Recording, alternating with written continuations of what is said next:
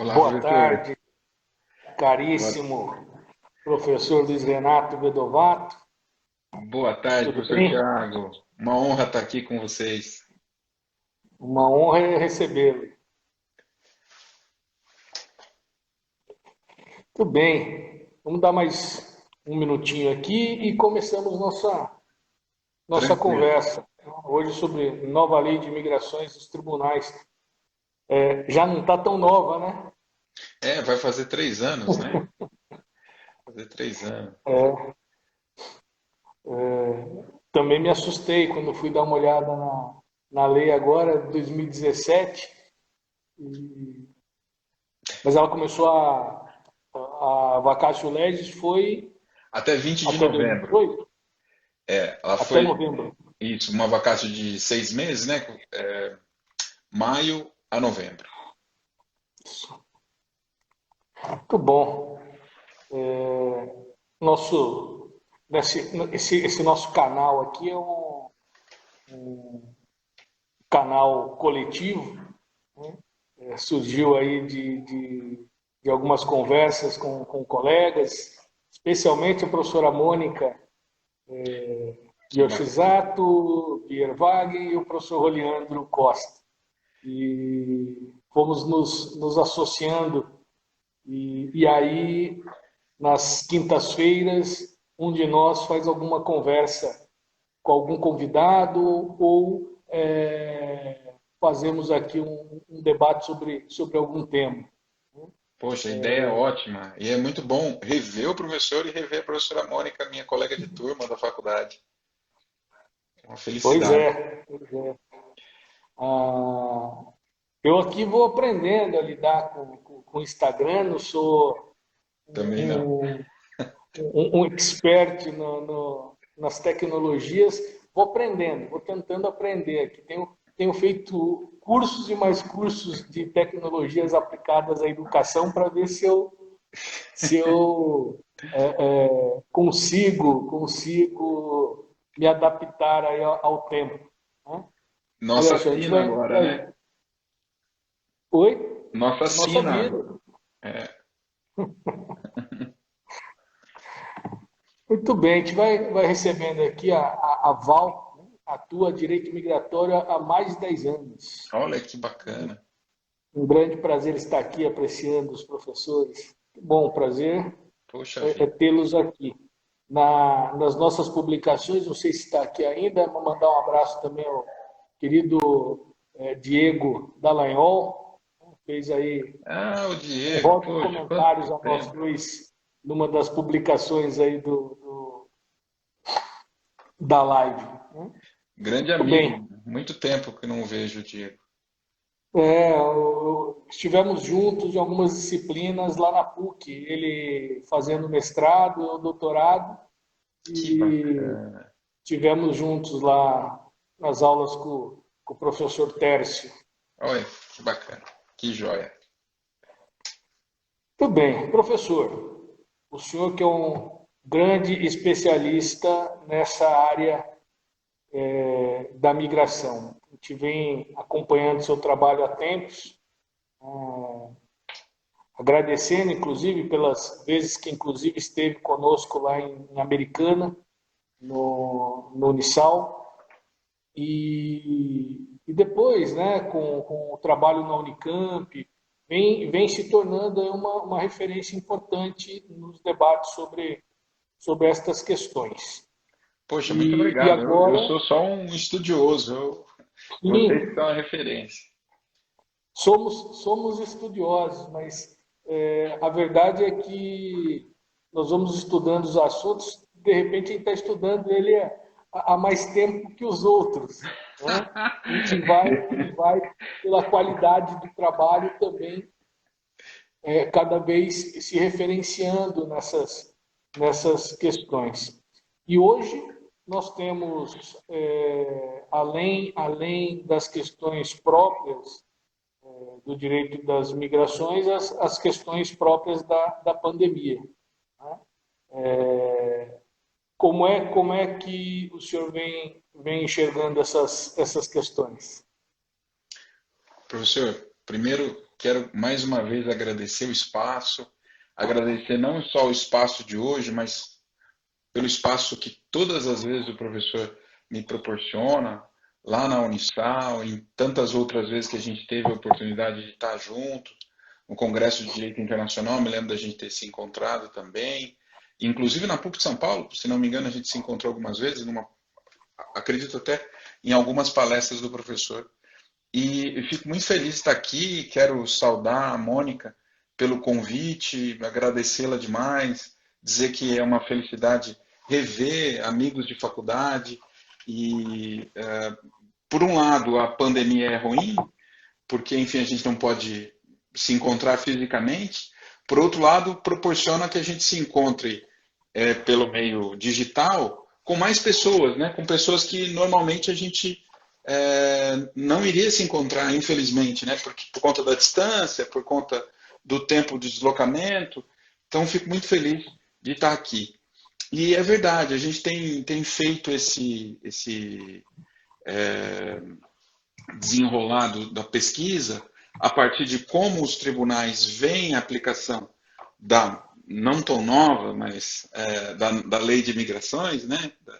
É o fato de que nós temos hoje uma novidade, porque, afinal de contas, os migrantes, eles, no geral, se colocam numa situação de vulnerabilidade e quando aparece, né, um contexto de pandemia que torna todas as pessoas vulneráveis, aqueles que antes estavam numa situação de vulnerabilidade tendem a piorar o cenário, né?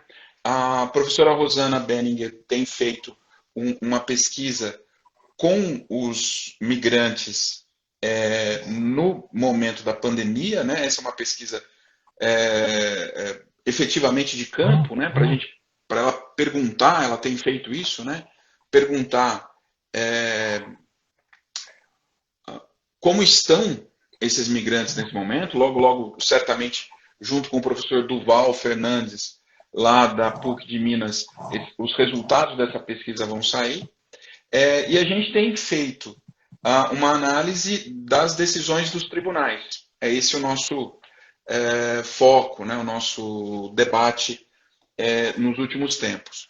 E qual era o medo? Né? Então, eu vou tratar do artigo que a gente publicou recentemente no livro lá do NEPO, que está disponível para todo mundo baixar gratuitamente no site do NEPO da Unicamp, né?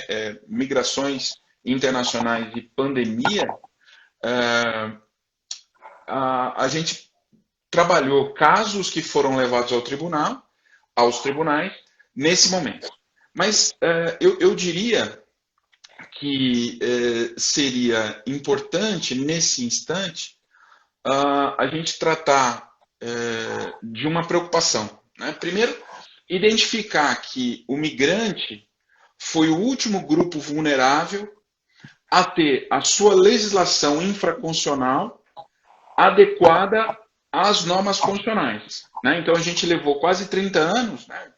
A Constituição vai fazer 32 anos em outubro, e em novembro a lei faz 3 anos de vigência. Isso significa que nós demoramos 29 anos para fazer essa adequação. Então, nem mesmo as normas de direito civil, que eram de 1916, demoraram tanto tempo para sofrer adequação constitucional. Isso significa algo, né? Isso significa essencialmente que talvez a gente esteja diante de um grupo que não é foco das preocupações do legislador nos últimos tempos. Então a gente tem aqui um importante quesito a ser tratado. Outra coisa que a gente viu nas primeiras decisões envolvendo a nova lei de imigração. A gente tentou fazer uma comparação com os últimos anos de vigência do Estatuto do Estrangeiro e a nova lei de imigração nos seus primeiros anos. Quando a gente pensa no Estatuto do Estrangeiro, a gente percebe que houve decisões judiciais avançadas decisões judiciais que permitiam uma sintonia entre a proteção do migrante com a proteção dos direitos humanos. Mas parece que esse tempo ficou para trás, porque se a gente tinha uma lei retrógrada e uma aplicação avançada durante a vigência da Lei 6.815, hoje o que a gente tem visto, infelizmente, até por decisões do Superior Tribunal de Justiça, a gente tem uma lei avançada com uma aplicação retrógrada. Me explico. Algumas decisões do STJ têm afirmado, mesmo depois da entrada em vigor, mesmo depois do fim da vacácio, né, da entrada em vigor da nova lei de imigração, a aplicação de dispositivos do Estatuto do Estrangeiro. Então, um exemplo. A nova lei de imigração garante a impossibilidade de expulsão do migrante no caso dele ter um filho ou uma filha, né, um descendente, um filho ou filha, sob sua dependência socioafetiva, enquanto que isso não estava na lei anterior. A lei anterior exigia uma dependência econômica. Mas a gente conseguiu identificar decisões do STJ nas quais se faz a aplicação do Estatuto do Estrangeiro e determina-se a expulsão do migrante. Então, o que a gente tem? Uma lei progressista, uma lei avançada no seu cenário, porém, uma aplicação que a gente pode entender como uma aplicação retrógrada. Isso preocupa. Preocupa porque a questão migratória, ela tem claras ligações com a economia, né? A gente, hoje em dia, pode identificar vários grupos migrantes por questões econômicas. Mas também, esse não é o único ponto, infelizmente, né? O ponto que a gente tem visto é que o discurso migratório foi cooptado pelo discurso político partidário. E aí, antes de entrar especificamente na temática a que me propus, vamos lembrar que nós temos de 0,3% a 0,4% da população brasileira formada por migrantes. Isso significa que nós temos mais brasileiros e brasileiras vivendo nos Estados Unidos do que migrantes de todas as outras nacionalidades juntas vivendo no Brasil. Por mais que a gente tenha tido aquela pesquisa Ipsos no final de 2018 sobre as impressões do brasileiro relativamente à migração, em que o brasileiro médio, né, a média dos brasileiros, vamos dizer assim, dessa forma, a média dos brasileiros entendeu ou reconheceu que nós tínhamos de 20% a 30% de imigrantes no território nacional. Nós temos 0,3% a 0,4% de imigrantes. Então, é uma identificação de realidade, uma percepção de realidade muito distante do que é real, efetivamente, né? Isso abre um espaço muito grande para cooptar a migração no discurso político partidário. Então, o que a gente viu, em especial depois da aprovação da nova lei de imigração no Senado Federal, quando havia aquele espaço entre a aprovação no Congresso e a sanção presidencial? Nós tivemos várias manifestações, não tão grandes, por sorte, mas manifestações nas ruas de São Paulo contra a aprovação da lei. Distribuição de flyers, distribuição de panfletos, dizendo que a aprovação da nova lei, né, a sanção da nova lei, era uma campanha para o veto da nova lei. A sanção da nova lei poderia fazer o Brasil perder as suas características mais originais, né? O que é, enfim, lamentável nesse contexto, por mais que a gente saiba que existe um motivo para isso, né? Nós que somos do direito internacional, sabemos que o direito internacional tem tido o seu sucesso muito maior do que imaginavam no passado, e por isso há um incômodo com relação à aplicação do direito internacional. Então, combate ao crime transnacional, combate à degradação ambiental, conjunto de normas de combate à erradicação combate ao trabalho escravo e buscando a erradicação do trabalho escravo. Então a gente tem esse conjunto normativo internacional que tem incomodado nos últimos tempos. Para que pessoas que lavam dinheiro, pessoas que usam normas internacionais de alguma forma, né, de algum contexto, em algum cenário, como um obstáculo para a sua atividade, né, seja ela por questões de compliance, seja ela por questões de adequação, de conformidade, da forma que a gente imaginar, o cenário ele se comporta como uma tentativa desses grupos que antes não sentiam a aplicação do direito,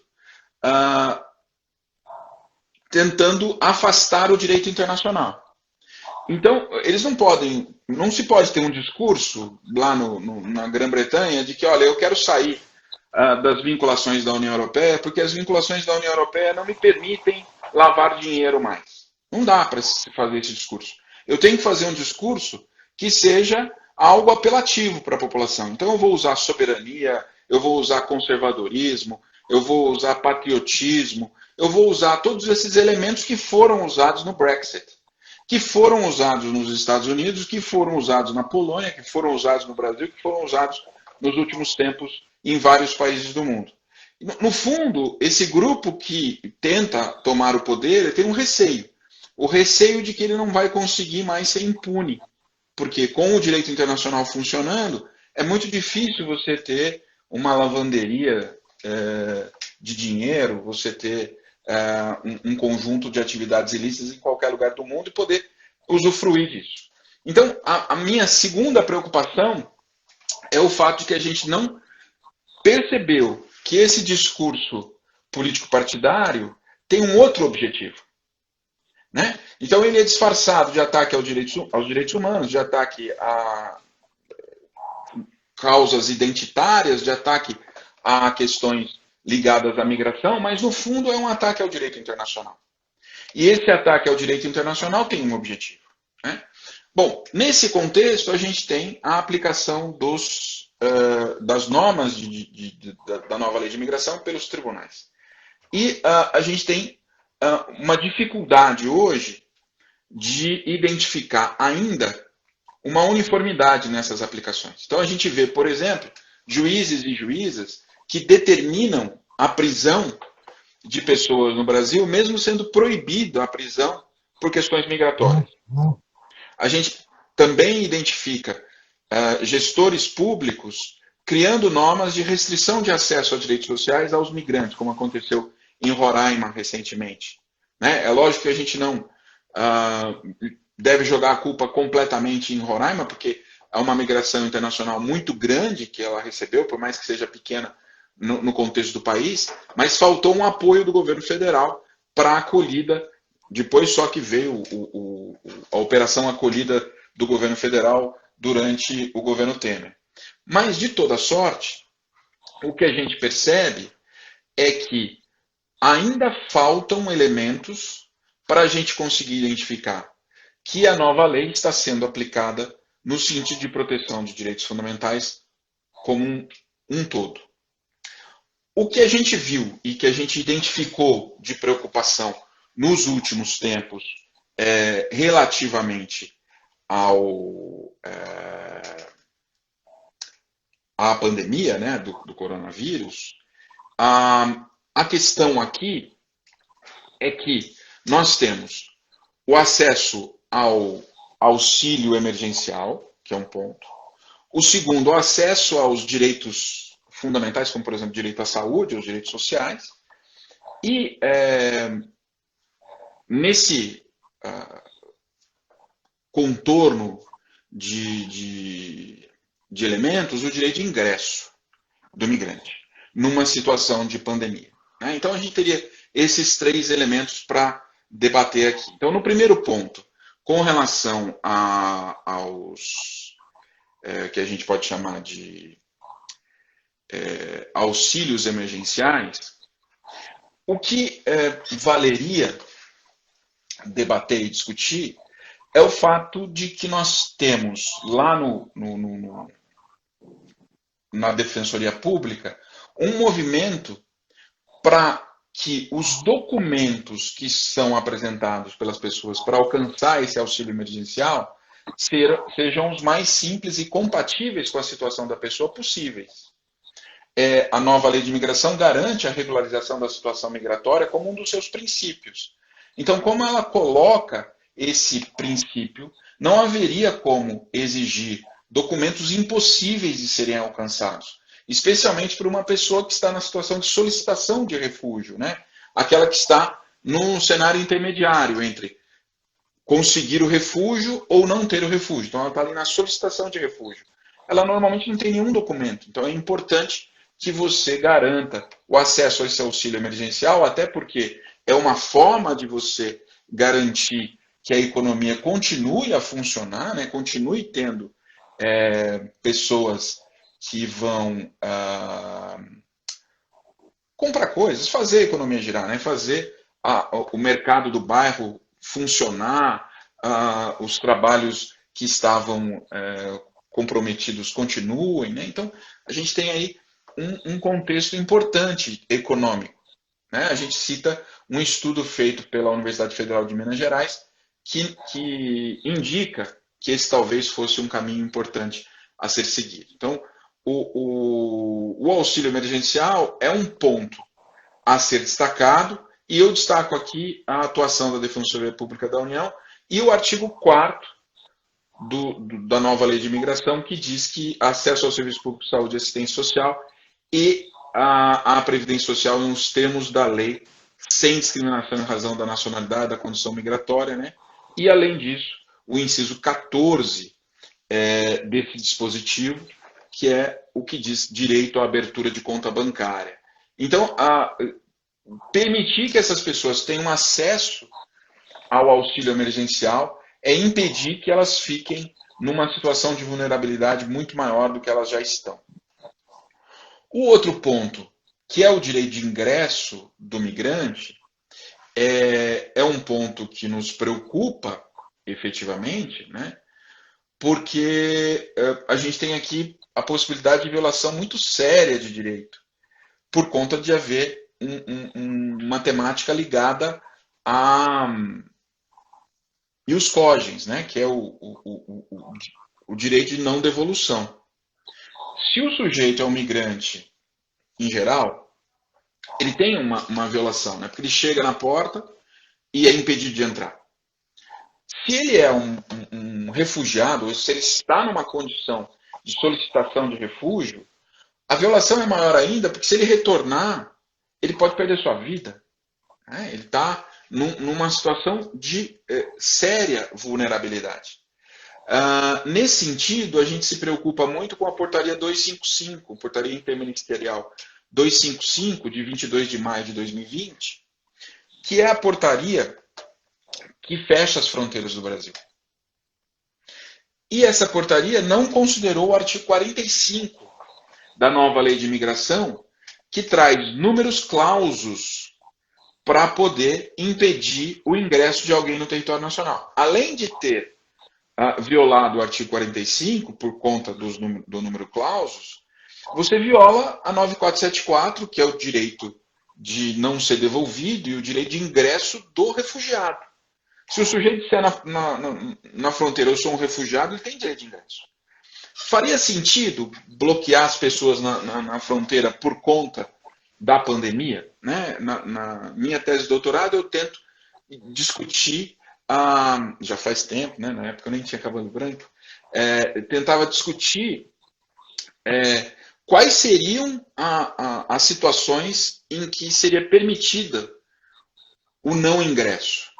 Seriam escolhas trágicas, efetivamente escolhas trágicas. Para proteger o direito de um grupo de pessoas, você bloqueia a entrada.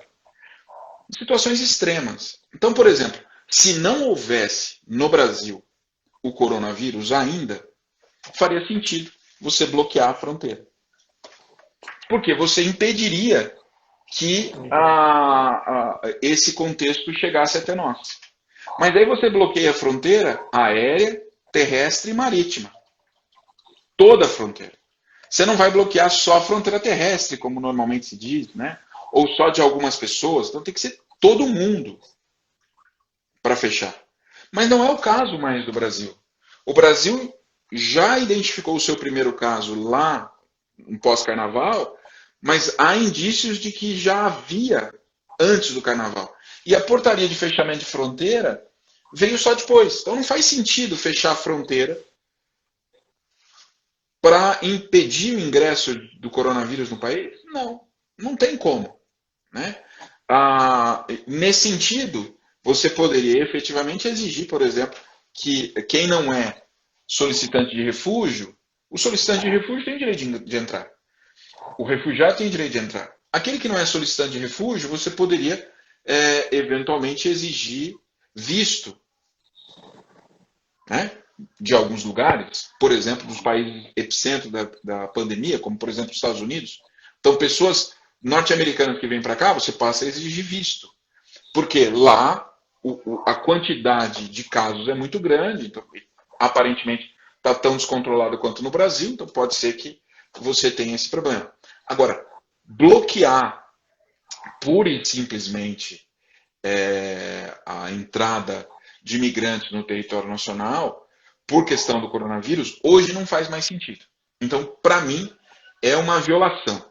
O problema, nós temos uma ação civil pública correndo, na verdade estava na Justiça Federal de Porto Alegre, né?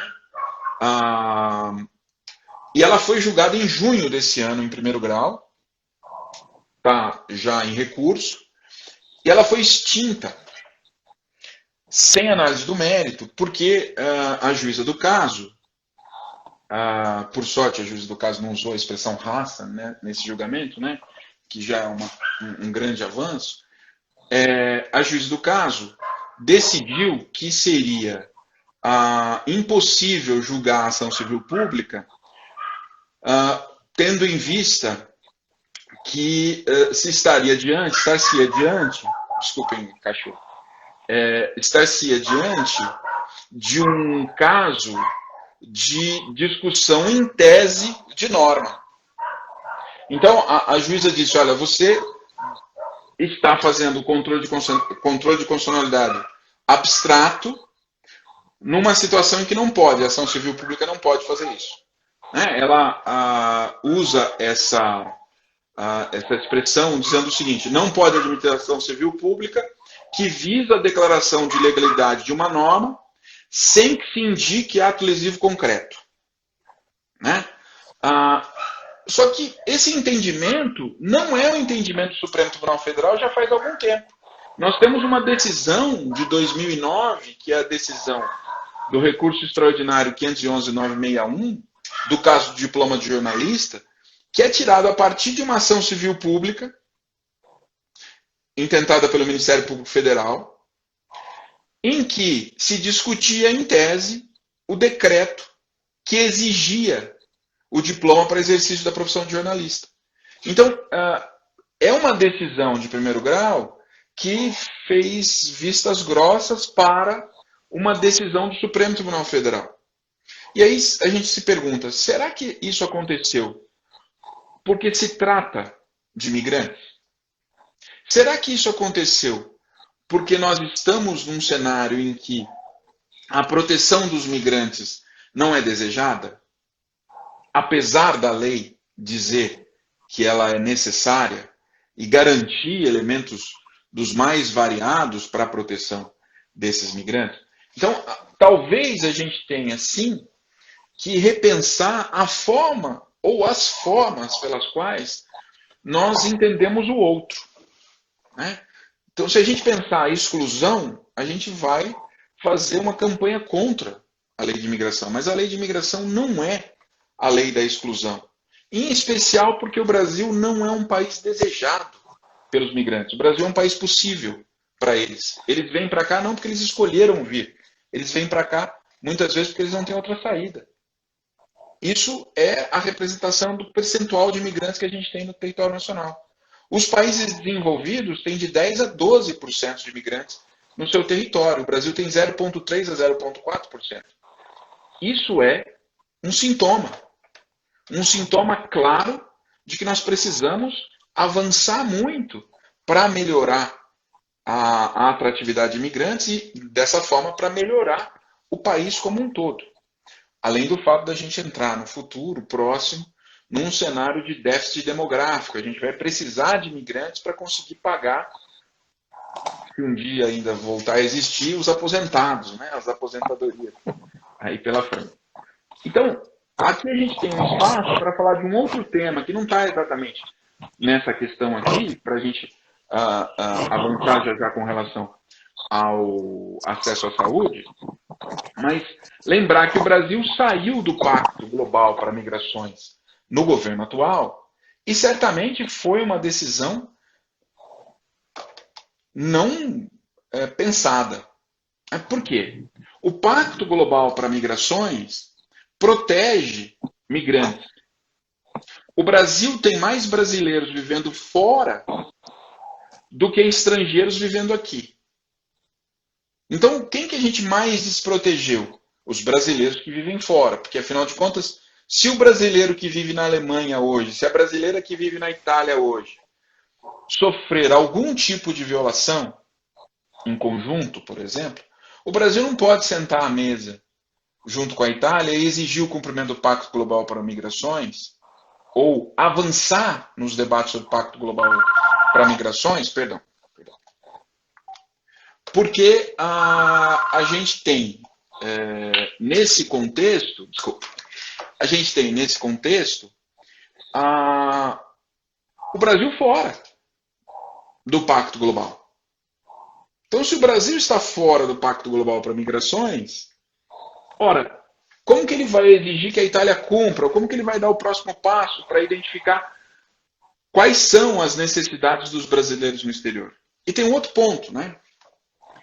Se eu escolho o país para onde eu vou pela proteção que ele vai me dar, seja na posição de migrante efetivo, seja na posição de turista, seja em qualquer outra posição, eu vou levar em consideração aquele país que tem discurso contra o migrante. Então, eu quero ir para o Brasil.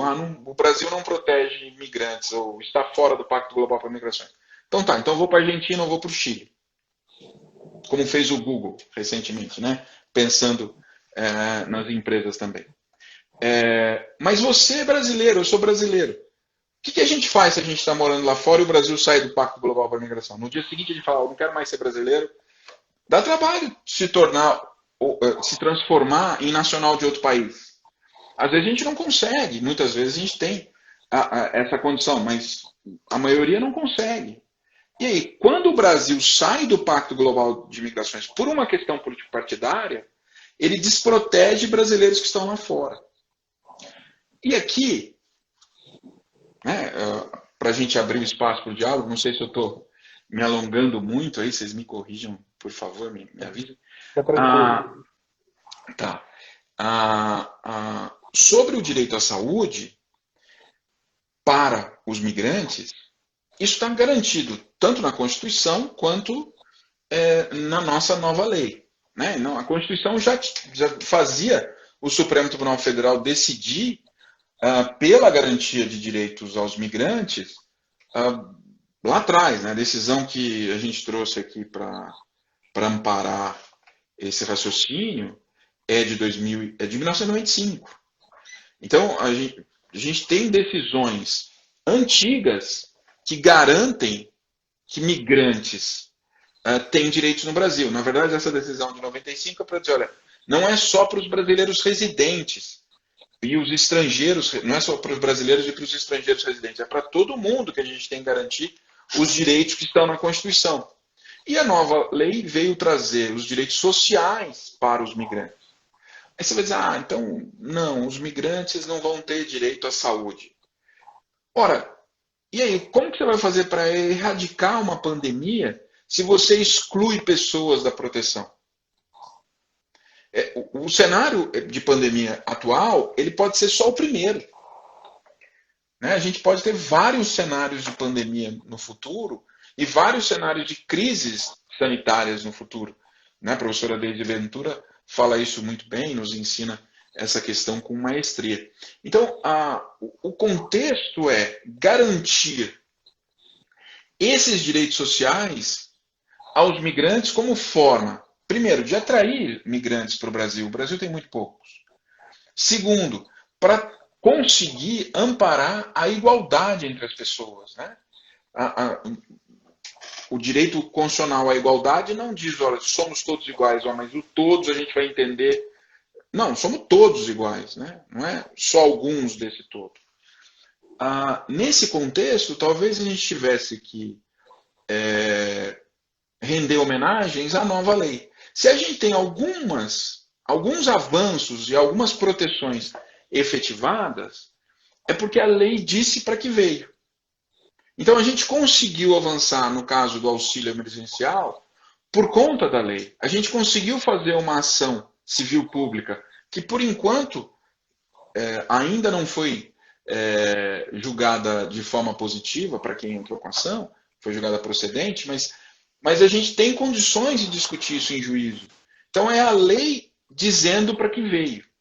Talvez, aí, respondendo à consideração importante que você fez no início, professor, essa nova lei talvez deixe de ser entendida como nova quando ela for naturalmente aplicada. Enquanto a gente não reconhecer que ela deve ser aplicada, enquanto a gente tiver decisões judiciais aplicando a lei antiga, ela deve ser considerada nova para até forçar todos os envolvidos a pensarem na nova lei, a pensarem na aplicação da lei. Né? E a preocupação maior de quem está na pesquisa é identificar motivos lógico-jurídicos de aplicação da lei ou de não aplicação da lei. O que a gente tem visto na aplicação da lei, sim, elementos lógicos-jurídicos. Mas quando a gente percebe a não aplicação da lei, a gente vê muito discurso político-partidário. Por isso a gente consegue ver políticas públicas sendo referendadas pelo judiciário, mesmo que não sejam políticas públicas protetivas de direitos fundamentais aos migrantes. Talvez no coração desse problema, e aí prometo que me encerro, esteja o fato de que o migrante no Brasil não vota. E isso, para mim, é uma séria violação.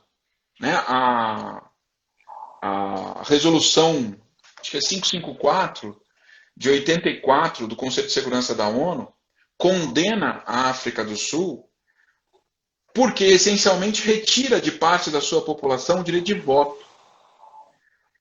E a gente tem aqui no Brasil parte pequena da população, que são os migrantes, sem direito de voto nem mesmo nas eleições locais.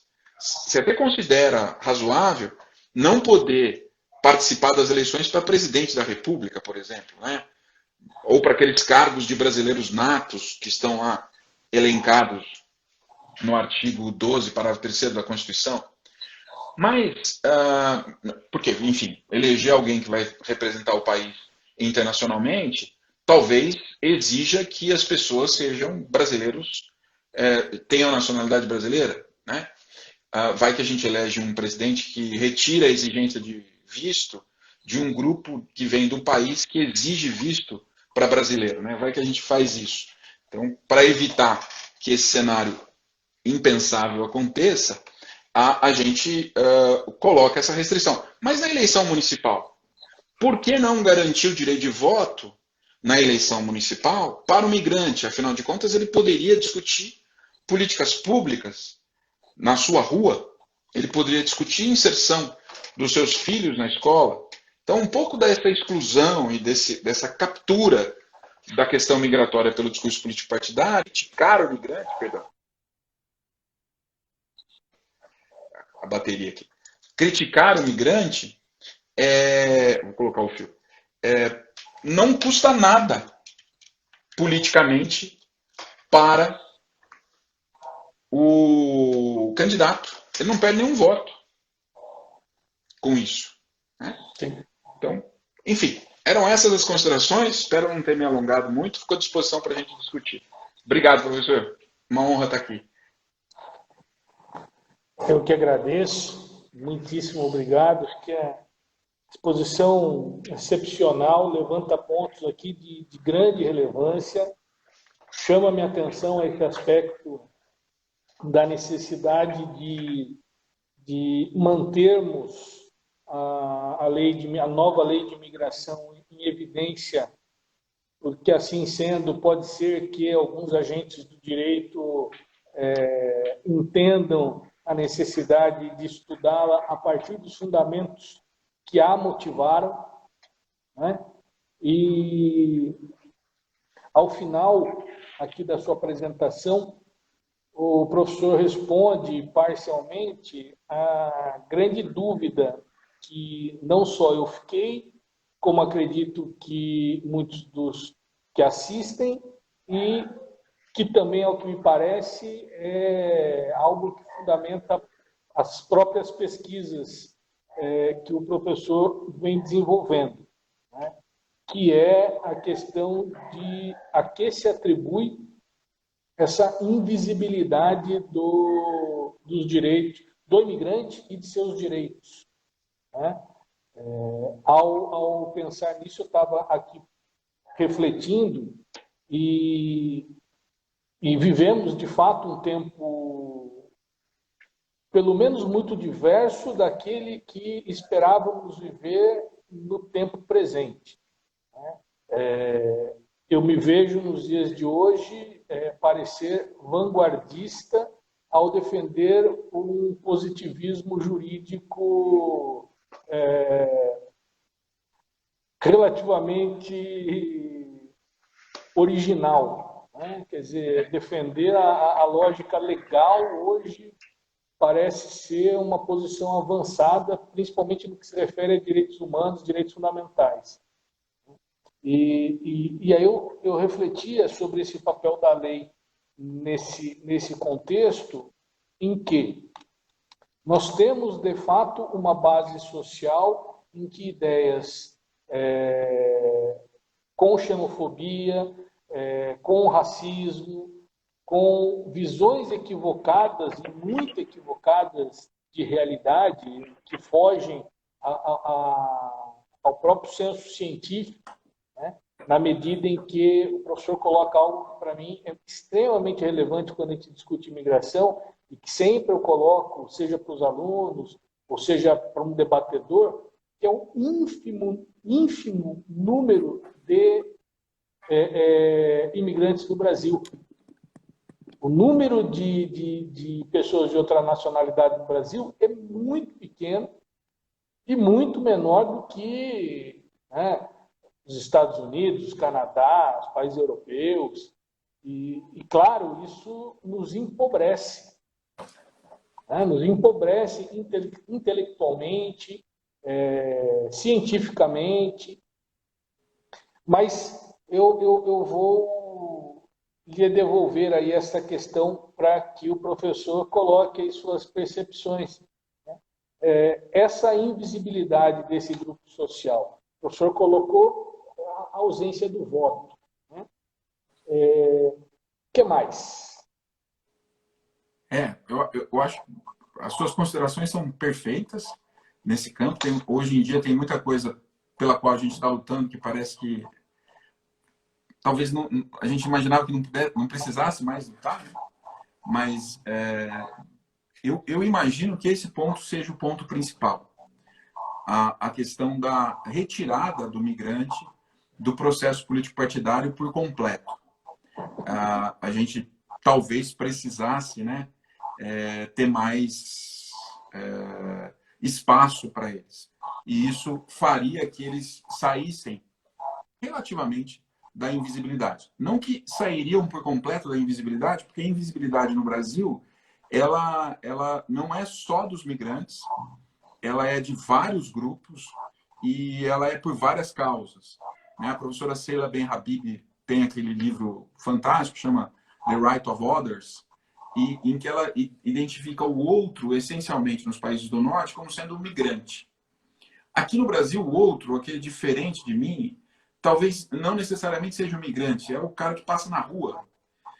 A gente exclui muitas pessoas.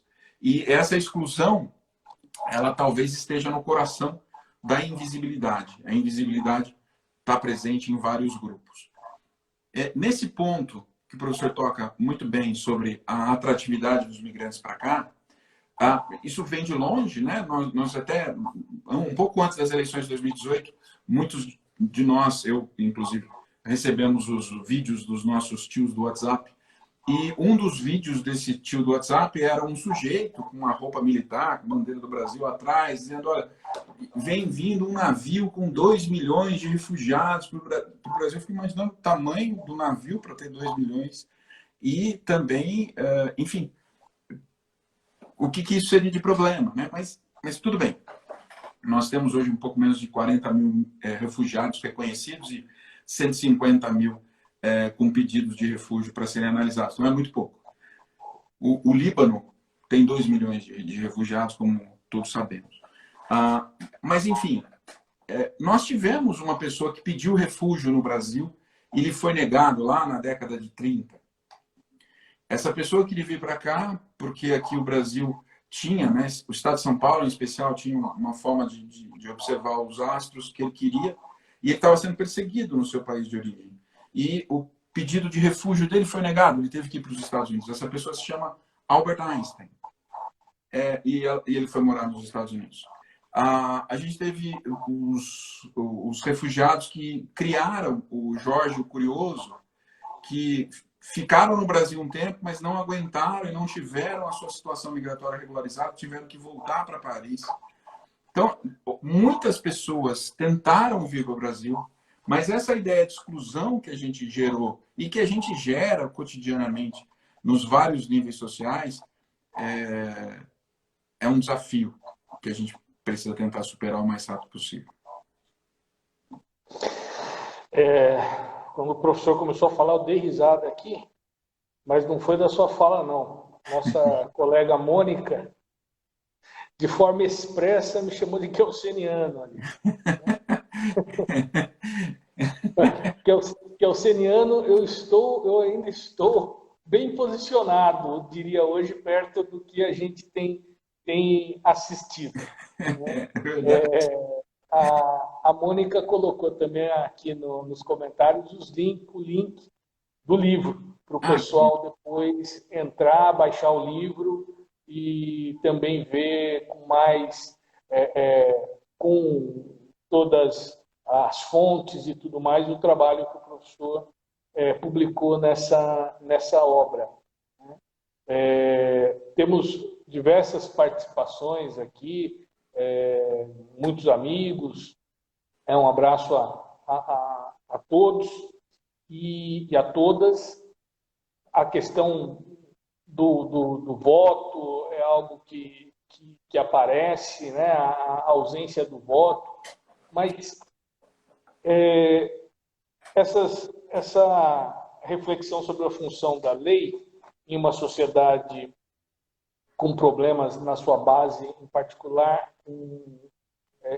grupos que discriminam se sentindo à vontade para ressurgir para o cenário público, a lei ganha um papel, de fato, mais relevante na medida em que, por escrito, assim como a professora Mônica o fez nesses comentários, de forma expressa, por escrito é mais difícil colocar no papel e fundamentar argumentativamente, constitucionalmente, sistematicamente, argumentar e defender posições racistas, discriminatórias. Mas em decisões judiciais, na rua, com o entregador de comida, né? Com o trabalhador, aí é mais fácil, é mais tranquilo. Então, o direito, mesmo compreendendo o direito como um sistema que serve, no geral, para a manutenção do status quo, a exigência que o direito faz, a razoabilidade, ele acaba sendo em momentos como estes, de fato, muito importante, né? A gente se vê em determinadas situações em que a gente esperava estar avançando do ponto de vista dos direitos, avançando do ponto de vista do reconhecimento dos direitos, reduzindo as injustiças, e a gente está aqui numa luta de guerrilha para garantir o básico, o mínimo, né? E se me permite, professor, Pois não. sobre esse tema, né, a professora Mônica e eu estudamos juntos na faculdade, só que ela entrou com 10 anos na faculdade e eu entrei com a idade normal, né? Então ela é muito mais nova que eu e parece mais nova. Mas quando a gente estava na faculdade, e eu faço essa relação da seguinte forma: a década de 70 é uma década marcante para a economia, porque acaba Bretton Woods, né, o acordo de Bretton Woods, e o dólar começa a flutuar, e as moedas começam a flutuar, e a gente tem inflação, tem câmbio, tem vários problemas que o mundo enfrenta, né, crise do petróleo no mundo econômico. E a década de 80 e 90, final da década de 80, início da década de 90, até o fim da década de 90, a gente tem a era da construção do direito. Então, o que a gente vê a partir da Constituição de 88, década de 90 até 2001, é que não cabia um raciocínio que fosse contrário ao direito. Com o ataque de 11 de setembro, se fez um argumento de que eu poderia afastar normas jurídicas para atacar o mal maior, que seria a guerra ao terror, que seria o terrorismo. E isso deu certo para alguns. Porque eu vou criar Guantánamo, eu vou criar prisões, eu vou criar... E isso permitiu que o raciocínio usado lá, ou seja, o direito não é mais o central, eu posso usar outros argumentos que não sejam argumentos jurídicos para alcançar os meus objetivos, fez que eu pudesse dizer, ora, a economia é melhor se a gente não tivesse direito. A gente garante a sua segurança melhor se a gente afastar o direito. Então, o que a gente vê de 2001 para cá é um ensaio desse campo. Esse campo começa a ganhar mais força a partir da eleição do Trump e do Brexit. Então, a gente vai ver argumentos contrários ao direito. E esses argumentos contrários ao direito ganham um terreno, estão num terreno fértil, que é o terreno que se afasta da norma positivada. E aí o ponto que você coloca. Porque se antes eu usava qualquer argumento para afastar o direito e para proteger direitos fundamentais, por exemplo, para afastar a norma legal e proteger direitos fundamentais, o que me impede de hoje eu fazer o contrário? Aí é o ponto que o professor colocou muito bem. O direito positivado para a gente era a base a partir do qual lutaríamos pelo reconhecimento de direitos. E hoje acaba sendo... A gente recuou para trás do direito positivo e estamos no momento de defesa da razoabilidade e de uma perspectiva de garantia de dignidade, né? Tem tantas coisas que surgem agora, mas o nosso tempo ele já está bem perto do fim, eu imagino. Só no finalzinho que aparece aqui a contagem regressiva. Então, antes que ela apareça, eu queria agradecer novamente o professor Vedovato, agradecer a professora Mônica, que fez o contato com o professor Vedovato, dizer que aqui em Americana, Piracicaba, nesse momento eu estou em Osasco, estou aqui na faculdade em Osasco, mas Americana, Piracicaba, está sempre de portas abertas ao professor e obrigado. Naquilo que precisar dos colegas de cá, estamos sempre aqui à disposição. Dizer que a live foi muito bacana. Acho que os aspectos tocados aqui em relação à dignidade mesmo dos imigrantes é extremamente importante. A questão do direito à saúde, os cuidados para que a pessoa sobreviva. E assim, há questões de um senso comum, pobre, que precisam ser chamadas à atenção. As cidades em Roraima, com grande fluxo de venezuelanos, ao contrário do que muitos imaginariam, têm se desenvolvido, têm prosperado, né? Mesmo com a entrada de muitas pessoas em condições difíceis, mas têm prosperado, não o contrário. A economia dessas cidades tem melhorado. Sim. Então, é importante, de fato, seguirmos aí nessa luta por garantia de dignidade. Então, professor, se quiser fazer aí as últimas colocações, a gente deve ter uns 2 minutinhos.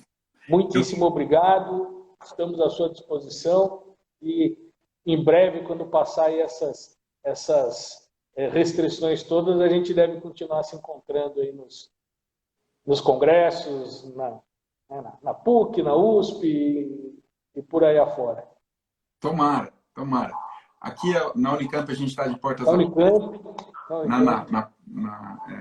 Sempre isso vai ser uma honra, uma felicidade. Se não me engano, eu estou aqui sem enxergar direito, porque está pequeno, mas se não me engano, a professora Renata está aí. Quero dar um abraço, professora Renata. A professora Renata é a melhor professora de Direito Internacional que eu conheço. Um abração para ela. Com ela eu fiz a primeira live aqui, foi por ela que eu aprendi a trabalhar com o Instagram. Quero agradecer demais a Mônica, uma felicidade assim, voltar a encontrá-la. Quero agradecer ao professor Tiago a oportunidade, professor Roliano, estar com vocês é uma honra imensa. E contem sempre comigo. Acho que a gente está no direito, a gente está num espaço de discussão, de debate, de construção de direitos. E o debate e construção de direitos exige muitas vezes um envolvimento maior do que qualquer outra profissão. Então, acho que o Vinícius passou por aí também, quero mandar um abraço para ele. Eu não consigo enxergar todos, mas, professor, muito obrigado. Uma honra estar aqui. Mônica, muito obrigado. Uma honra. Muito obrigado pelo convite. Valeu. Professor, obrigado, então. Um grande abraço. E a live ela vai ficar à disposição posteriormente. Agora entrou aqui a contagem regressiva. Tem 25 segundos. Então, muito obrigado. Um grande abraço e até a próxima. Valeu. Obrigado. Tchau.